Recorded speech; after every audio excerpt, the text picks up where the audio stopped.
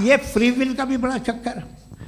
आप जब कोई बुरा काम करते हैं या कोई बुराई होती है तो ये कहा जाता है कि ये फ्री विल है।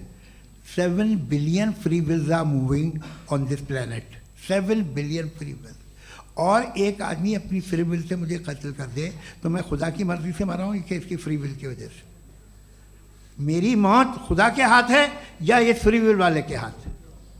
खुदा ने फ्री विल का निजाम बनाया है और उस निजाम का गलत इस्तेमाल करके कोई आपको मार रहा है, इस्तेमाल करके मेरा कत्ल कर देता है। अब मेरी मौत का जिम्मेदार कौन है? वो इंसान जिम्मेदार है, वो इंसान जी। तो ये कहना कि और उसको सजा मिलेगी।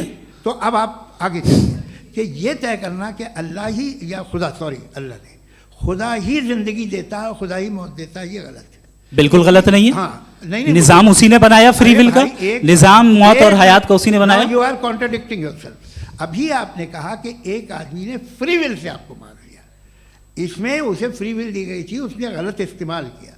7 billion free wills are moving on this planet और आप चाह रहे हैं कि मैं सिर्फ खुदा का ध्यान करूं। ये 7 बिलियन फ्री विल्स को मुझे लुक आफ्टर करना पड़ेगा कि नहीं? ये तो तबाहियां कर रही हैं और तबाहियां ज़्यादा हो रही हैं। बिल्कुल। तो अगर आप बताएं अगर खुदा नहीं है फॉर एग्जाम्पल, तो आप इविल को कैसे डिसाइड करेंगे? यानी how can you define evil objectively without God? देखिए, दुनिया में 2 तरह के जानवर हैं, एक जो अकेले रहते हैं जंगल में और एक जो ग्रुप्स में रहते हैं। ग्रुप में जो भी रहेगा, चाहे वो आपका फाउंडेशन हो, चाहे कोई क्लब हो, चाहे कोई पॉलिटिकल पार्टी हो, चाहे कोई यूनिट हो, उसमें आपको इंटरैक्ट करने के रूल बनाने पड़ेंगे। यानी लोग तय करेंगे। लोग तय करेंगे। अगर लोगों ने ये तय किया कि किसी का रेप करना सही है, आप जस्टिफाई करेंगे? नहीं, आपका फाउंडेशन तो ये हो गया ना कि लोग ही विल डिसाइड करेंगे। नहीं, अरे दुनिया में ऐसे ग्रुप्स हैं जो रेप को जायज़ मानते हैं सर्टेन हालात में। मैं डिटेल में नहीं जानूंगा, आप भी जानते हैं। ये जो आईसिस वाले थे जिन्होंने क्या किया था, तो उन्होंने क्या किया उसका खुदा से कोई ताल्लुक नहीं है सर। मैंने सिंपल सवाल किया कि इविल को आप डिफाइन करते कैसे हैं? आइए वापस आइए जी। आप साथ में तभी रह सकते हैं जब कुछ आप ऐसे उसूल डेवलप करें जिसमें हर एक का बेसिक तहफ़्फ़ुज़, हर एक का बेसिक राइट हो और हर एक को कोई आराम मिले। यही तरीक़ा है किसी भी ऑर्गेनाइजेशन जिसमें एक से ज़्यादा लोग हैं और वो ऐसे चलती है ज़िंदगी। उसमें अगर आप गड़बड़ करेंगे तो तबाही होगी, नुकसान होगा, बर्बादियाँ आएंगी। और अगर उसमें आप घर ले लीजिए ना, एक हस्बैंड है, एक वाइफ है, बच्चे हैं, वालदा भी हैं, 2 बहनें भी हैं, एक भाई भी है। अब इसमें कोई निज़ाम आपको चाहिए साथ में रहने का और एक दूसरे पे भरोसा रहे, एक दूसरे के बहीख्वाह हों, एक दूसरे की मदद करें, ऐसी जिंदगी। सर आपकी बात आ गई। आप ये कह रहे हैं कि लोग डिसाइड करेंगे क्या सही है क्या गलत है, यही है? मेजॉरिटी डिसाइड करेगी क्या सही है क्या गलत है? अरे भाई बिल्कुल। मेजॉरिटी अगर ये कहे कि नाजी जर्मनी के साथ जिस तरह मेजॉरिटी थी कि जेनोसाइड करना सही, आप जस्टिफाई करेंगे? उस वक्त आपका ये सवाल सिर्फ उसके बाद क्लोजिंग। हाँ, उस वक्त प्लेनेट पे जो लोग थे उनमें कितने लोग हिटलर को सही समझते? अच्छा, प्लेनेट की मेजॉरिटी तय करेगी, सोसाइटी की नहीं। प्लेनेट की मेजॉरिटी गॉड के एग्जिस्टेंस को सही मानती है, आप क्यों नहीं मानते?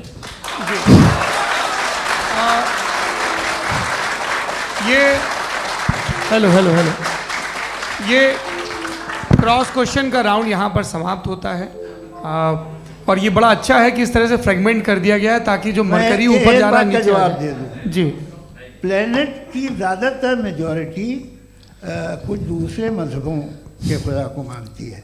आप उन्हें क्यों नहीं? आप तो मेजॉरिटी की बात कर रहे हैं। अच्छा, ये क्लोजिंग आप ये कह रहे हैं इविल और गुड को डिसाइड मेजॉरिटी करेगी, मेजॉरिटी जो कर दे वो सही हो जाएगा। क्लोजिंग इसको जैसा आप ही लोगों ने तय किया है उसी फॉर्मेट को फॉलो कर लेते हैं।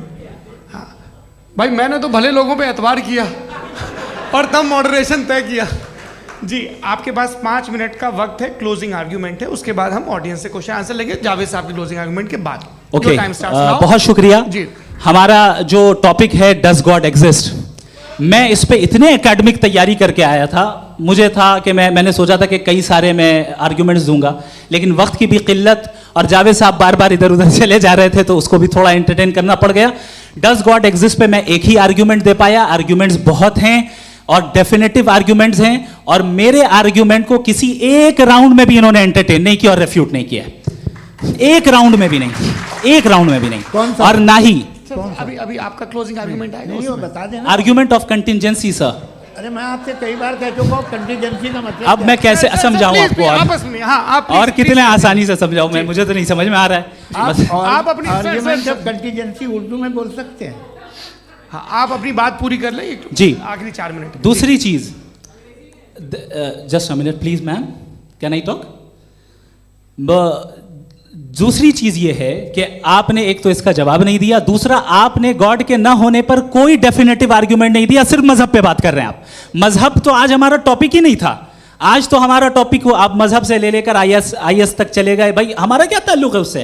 We condemn them. और उसका गॉड से क्या ताल्लुक है? अगर कोई गलत काम कर रहा है, किसी ने किसी को कत्ल किया, किसी ने किसी का रेप किया, उसको सजा मिलनी चाहिए, और आपके पास कोई भी rational strong foundation of morality नहीं है। आपने कहा कि मेजॉरिटी तय करेगी सोसाइटी की, वो सही होगा। मैंने कहा हिटलर को फिर आप सही कहेंगे, नहीं नहीं नहीं नहीं, प्लैनेट की सोसाइटी की मेजॉरिटी तय करेगी। तो प्लैनेट की मेजॉरिटी गॉड की एग्जिस्टेंस को मानती है, आप कह रहे हैं ये रिलीजियस है। तो यानी आपके पास कोई स्ट्रॉन्ग फाउंडेशन नहीं है ऑब्जेक्टिव मोरालिटी का। ऑब्जेक्टिव मोरालिटी का अगर कोई फाउंडेशन है तो वो सिर्फ गॉड है, गॉड है, गॉड है। Thank you.